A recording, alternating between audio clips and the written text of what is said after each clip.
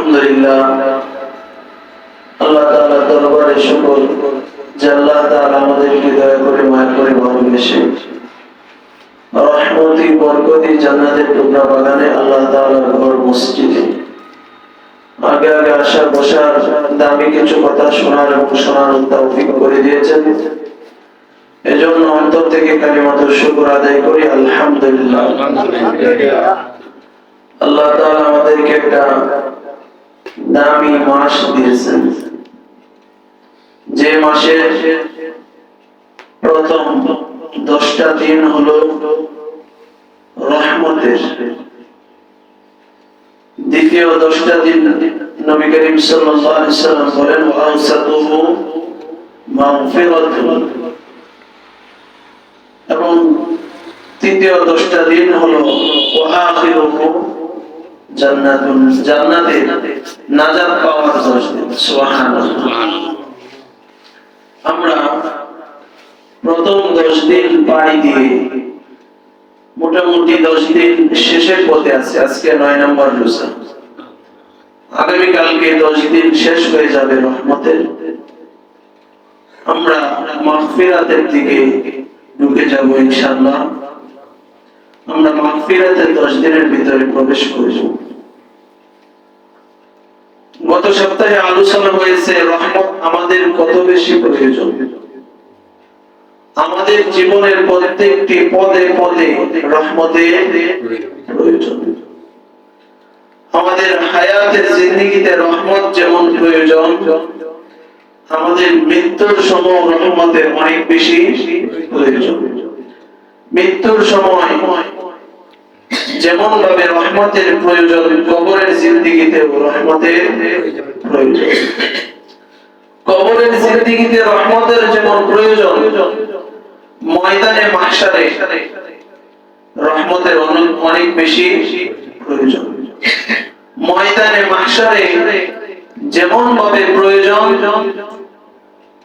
আল্লাহ তাআলা জান্নাতে যাওয়ার জন্য, ফুলসিরাত পার হওয়ার জন্য রহমতের অনেক বেশি প্রয়োজন।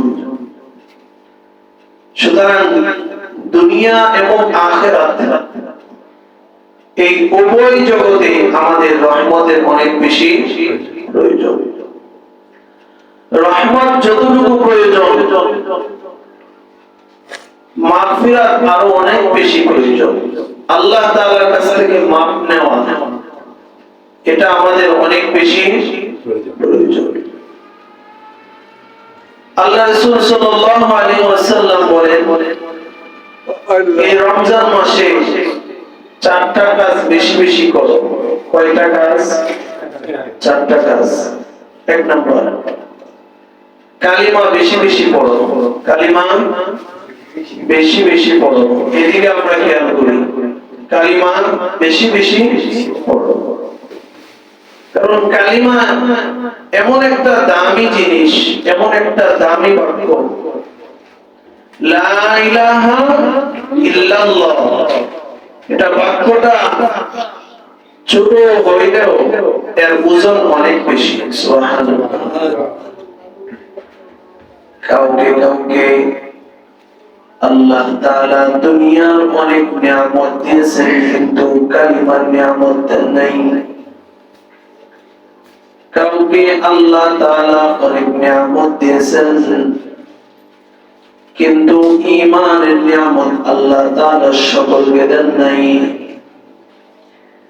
সরকারে দু আলম নবী বলে, কালিমা এমন দামি বাক্য, কেউ যদি পড়ে ক্বালা লা ইলাহা ইল্লাল্লাহ, আমার রব আল্লাহ, মুমিনান বিকলবিহি দাখালাল জান্নাহ, আল্লাহ তাআলা তার ঠিকানা জান্নাতে বানায় দিবেন। সুবহানাল্লাহ। আল্লাহ তাআলা বলেন, ইন্নাল্লাযীনা ক্বালু রাব্বুনাল্লাহ, কেউ যদি বলে আমার রব আল্লাহ, সুম্মা ইসতাকামু, এবং তার উপরে ইস্তিকামত থাকে, তাতানাজ্জালু আলাইহিমুল মালাইকা, আল্লাহ তাআলা তার মৃত্যুর সময় রহমতের ফেরেশতা নাযিল করবেন। সুবহানাল্লাহ। আল্লাহ তাআলা বলবেন লা তাখাফু, ফেরেশতারা বলে দিবেন লা তাখাফু, তোমার কোনো ভয় নাই, ওয়ালা তাহজান, তোমার কোনো চিন্তা নাই। বলেন কিসের ফজিলত এটা? কালিমার ফজিলত। কিসের ফজিলত? কালেমার ফজিলত। কালিমা সরকারে দোয়ার নবী বলে বেশি বেশি রমজান মাসে কালিমায়ে তাইয়্যিবা, কালিমায়ে শাহাদাত এগুলা পড়ো। কারণ কালিমা এমন দামি জিনিস, সারা পৃথিবীটা আসমান এবং জমিনকে যদি এক পাল্লায় রেখে দেওয়া হয়, অপর পাল্লায় যদি শুধু লা ইলাহা ইল্লাল্লাহকে রেখে দেওয়া হয়, তো লা ইলাহা ইল্লাল্লাহ পাল্লাটাই ভারী হয়ে যাবে। পয়গম্বর মূসা আলাইহিস সালাম আল্লাহকে বলতেছেন, আল্লাহ তিনি তো বেশি বেশি আল্লাহ তাআলার সাথে তোর পাহাড়ে গিয়ে কথা বলতেন। সুবহানাল্লাহ। তিনি আল্লাহকে বলতেছেন, আল্লাহ তুমি আমাকে এমন একটা তাসবিহ শিক্ষা দাও যেটা বেশি বেশি আমি পড়ব এবং তুমি আমার উপরে খুশি হয়ে যাবে। আল্লাহ তাআলা বলতেছেন, মূসা লা ইলাহা ইল্লাল্লাহ বেশি বেশি পড়ো। মূসা আলাইহিস সালাম বলতেছেন, এটা তো তুমি সকলকে দিয়েছো, সকলেই পড়ে, এটা গরিবও পড়ে, বড়লোকেও পড়ে, এটা যে রিকশা চালায় সেও পড়ে, যে জুতা সেলায় সেও পড়ে, যে অনেক বড় উপর লেভেলে আছে সেও পড়ে, তো আমাকে একটু স্পেশালি দাও না। আল্লাহ তাআলা বলেন, মূসা তোমাকে যে কালিমা পড়ার জন্য বলেছি এটা এমন দামি কালিমা, সাত আসমান এবং জমিন যদি এক পাল্লায় রেখে দেওয়া হয়, আর আমি তোমাকে যে কালিমা পড়ার জন্য বলেছি এই কালিমাটা যদি অপর পাল্লায় রেখে দেওয়া হয়, তো কালিমার পাল্লাটাই ভারী হয়ে যাবে। সুবহানাল্লাহ। তো বেশি বেশি রমজানে আমরা কি করব? কালিমা পড়ব। দ্বিতীয়, এই রহমতের 10 দিন প্রায় শেষ হয়ে যাইতেছে, মাগফিরাত শুরু হবে। নবী করিম সাল্লাল্লাহু আলাইহি সাল্লাম বলেন, রমজানে বেশি বেশি তুমি আল্লাহ তাআলার কাছ থেকে মাগফিরাত চাও। আল্লাহ তাআলার কাছ থেকে কি চাও? মাগফিরাত চাও। মাগফিরাত মানে ক্ষমা, আল্লাহ তাআলার কাছ থেকে ক্ষমা চাওয়া। তবে প্রিয় ভাইরা, মাগফিরাত যে আমি চাইবো, আমি আমার সমস্যা যদি না বুঝি তাহলে আমি ঔষধ কিভাবে ব্যবহার করব? যে যার যতটুকু সমস্যা সে ওই পরিমাণ ঔষধ সেবন করতে হয়, কথা ঠিক না? কারো জ্বর হয়েছে, জ্বরের কোয়ালিটি বুঝতে হবে, তারপরে তার ঔষধ গ্রহণ করতে হবে। সকলের জন্য সমান নাকি পার্থক্য আছে? পার্থক্য আছে। গুনার মধ্যে পার্থক্য আছে। সব গুনাহ শুধু এমনি এমনি মাফ হয়ে যায় না। প্রত্যেকটি গুনার জন্য যে আল্লাহ তাআলার কাছ থেকে আগামী 10 দিনে আল্লাহ তাআলা অগণিত মানুষকে মাগফিরাত দান করবেন। সুবহানাল্লাহ।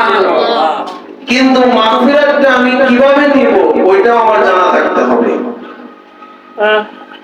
মানুষ যে সমস্ত গুনাহ করে তার মধ্যে একটা গুনাহ হলো সগীরা।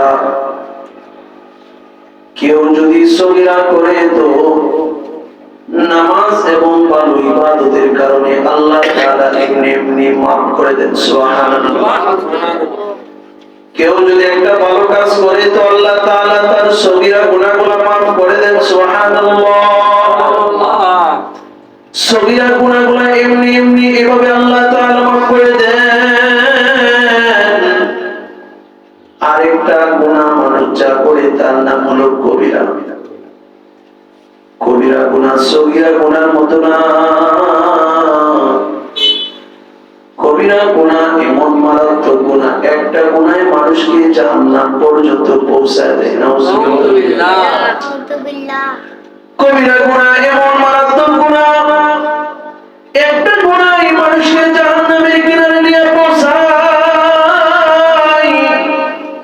কেউ যদি তাওবা না করে তো এই গুনাহটাই তার জন্য জাহান্নামে নিয়ে যাবে। এজন্য কবিরা গুনাহ, যেমন কেউ মিথ্যা বলে এটা সগীরা না কবিরা? কবিরা গুনাহ।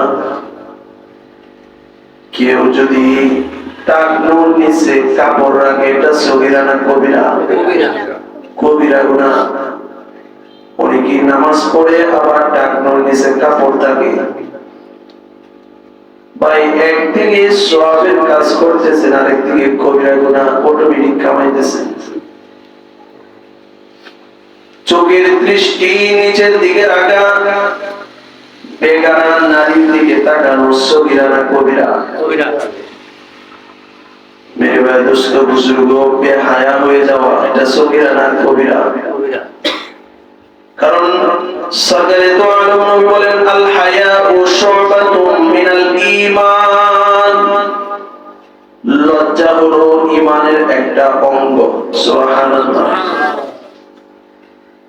আল্লাহ রাসূল সাল্লাল্লাহু আলাইহি ওয়াসাল্লাম বলেন যার লজ্জা নাই তার জন্য ঈমানের একটা অঙ্গ নাই।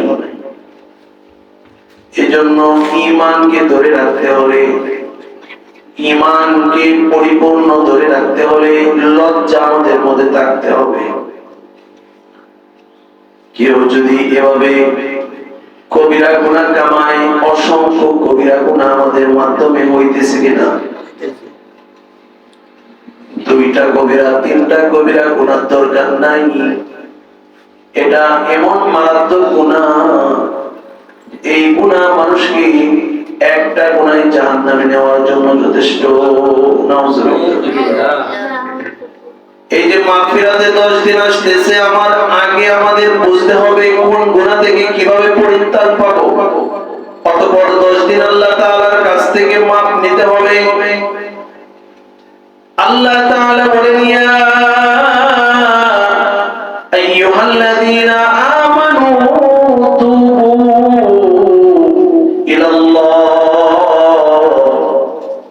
তুবু ইলাল্লাহি তাওবাতান নাসুহা। তাওবা নাসুহা সত্যিকারের তাওবা, ভালো তাওবা, আল্লাহ তাআলার কাছে গ্রহণযোগ্য তাওবা। কেউ যদি তাওবা করতে পারে তো আল্লাহ তাআলা তার জিন্দেগীর গুনাহগুলো ক্ষমা করে দেন। আল্লাহ তাআলা বলেন ইয়া আইয়ুহাল্লাযীনা আমানু তুবু ইলাল্লাহি তাওবাতান নাসুহা।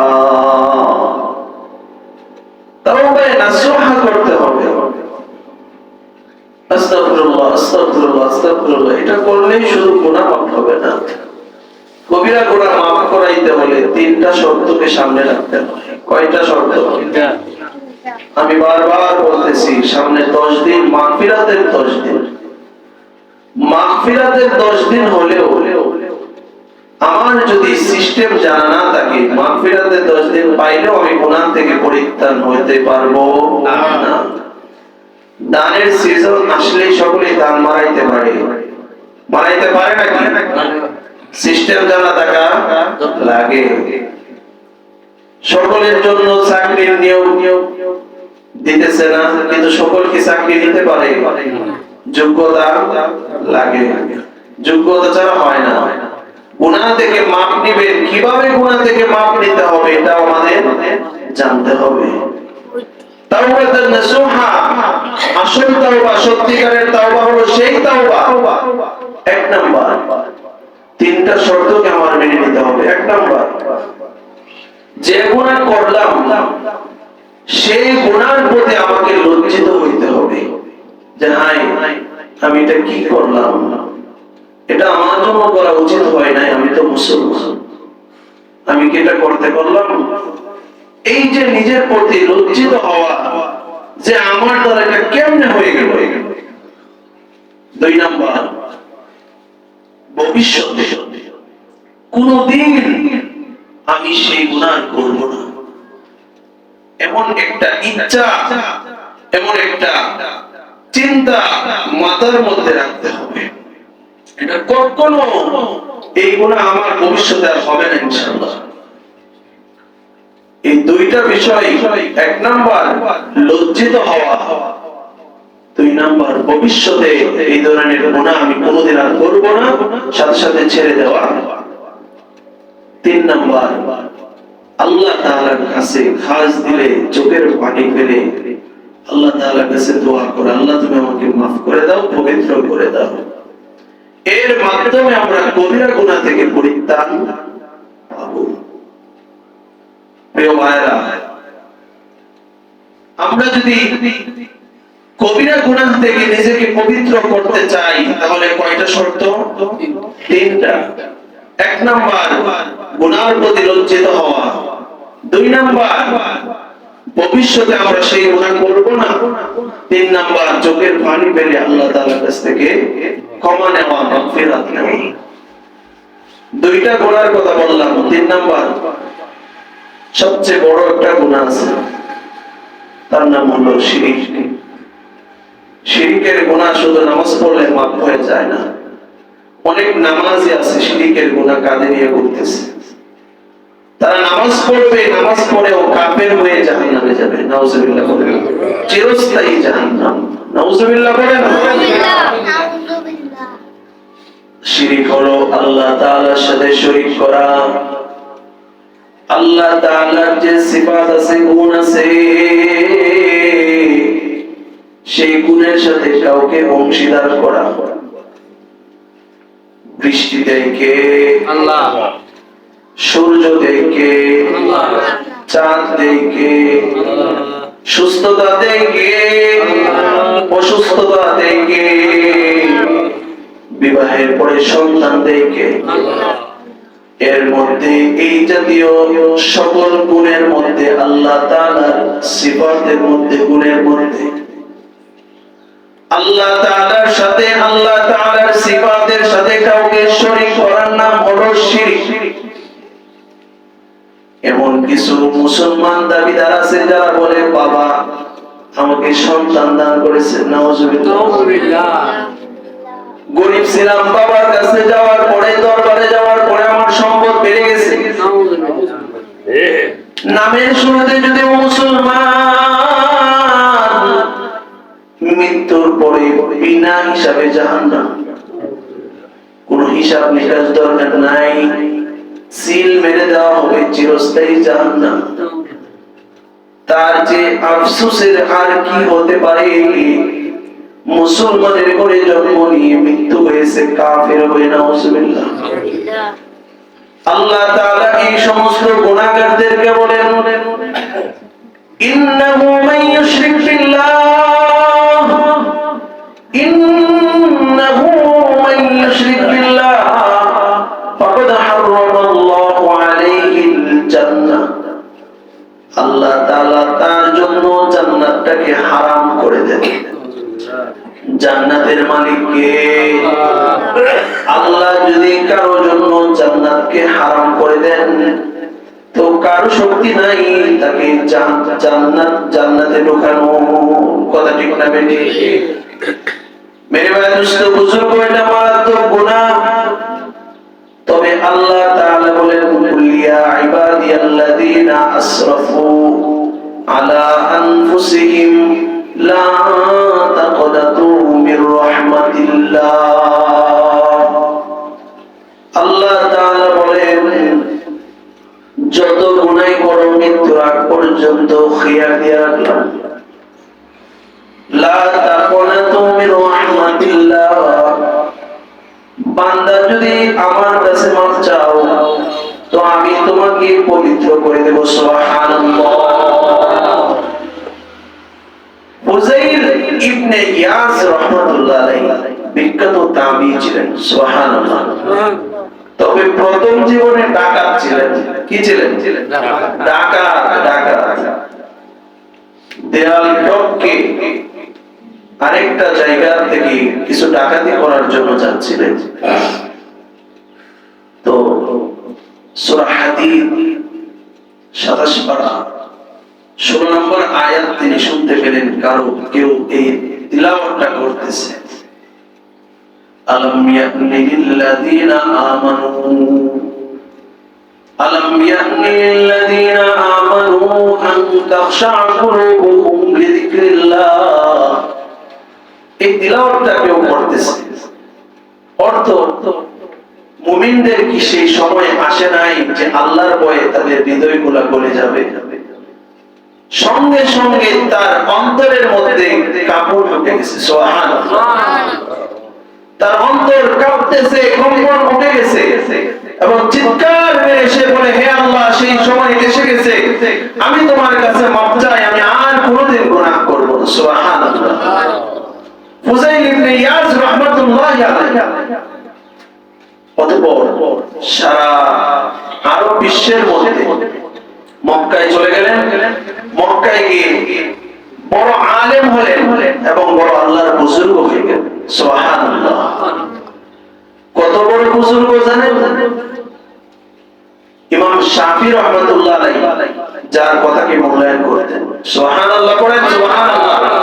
ডাকাত ছিলেন, ডাকাত থেকে আল্লাহ তাআলা বলেন, লা তাকুনাতু মির রাহমাতিল্লাহ, আমার রহমত থেকে নৈরাশ হয়ো না। শিরক করছো, বেদাত করছো, সগীরা করছো, কবিরা করছো, মাফ চাও। সে ডাকাত ছিল, ডাকাত থেকে আল্লাহ তাআলা এত বড় দামি মানুষ বানায় দিয়েছেন, এত বড় আলেম আল্লাহ তাআলা বানায় দিয়েছেন। চারটা মাযহাব, হানাফি, শাফিঈ, হাম্বলি, মালিকি, এর মধ্যে একটা মাযহাব হলো শাফিঈ। সেই ইমাম শাফি রাহমাতুল্লাহ আলাইহি পর্যন্ত তার কথাকে মূল্যায়ন করতেন। সুবহানাল্লাহ। বিখ্যাত মুহাদ্দিস আব্দুল্লাহ ইবনুল মুবারক রাহমাতুল্লাহ আলাইহি যার ছাত্র ছিলেন। সুবহানাল্লাহ। অথচ প্রথম জীবনে তিনি ডাকাতি করছেন, শেষে আল্লাহ তাআলার কাছ থেকে একটা আয়াত তার জীবনকে পরিবর্তন করে দিয়েছে। সুবহানাল্লাহ। এত দামি মানুষ হয়ে গেছেন। এজন্য সামনে 10 দিন আসতেছে, মাগফিরাতের 10 দিন। এটা আমাদের জন্য অনেক বড় সুযোগ। এই 10 দিনের ভিতরে আমরা মাগফিরাত আল্লাহ তাআলার কাছ থেকে নিব তো ইনশাআল্লাহ। মন গড়া নাকি যে নিয়ম দিয়েছি সেই নিয়মের ভিতরে মানুষের কাছ থেকেও কিছু মাগফিরাত নিতে হবে। কি?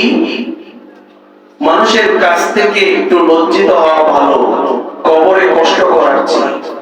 মানুষের কাছে একটু লজ্জিত হওয়া ভালো, ময়দানে মাহশারে কষ্ট করার চেয়ে, জাহান্নামের কষ্ট ভোগ করার চেয়ে মানুষের কাছে গিয়া বলেন, বাবা আপনার কাছ থেকে আমি 100 টাকা মেরে দিয়েছিলাম, এই যে 100 টাকা দিলাম, আপনি আমাকে মাফ করে দেন। আপনার কাছ থেকে ফলটা আমি নিয়ে খেয়ে ফেলেছিলাম, আপনি আমাকে মাফ করে দেন। আপনার জমির ওই জমিটা, ওই ফসলটা আমি ধ্বংস করে দিয়েছিলাম, আপনি আমাকে মাফ করে দেন। কারণ আল্লাহ এগুলা মাফ করবে না। আর নবী করিম সাল্লাল্লাহু আলাইহি সাল্লাম বলেন, মাগফিরাত যে নিবে সে তো দামি হয়ে যাবে, আর যে নিবে না সে ধ্বংস হয়ে যাবে। নাউজুবিল্লাহ। তিনটা বিষয়।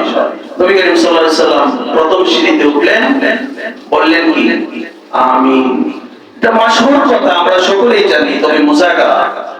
নবী করিম সাল্লাল্লাহু আলাইহি ওয়াসাল্লাম উঠলেন, দ্বিতীয় সিঁড়িতে বললেন আমিন।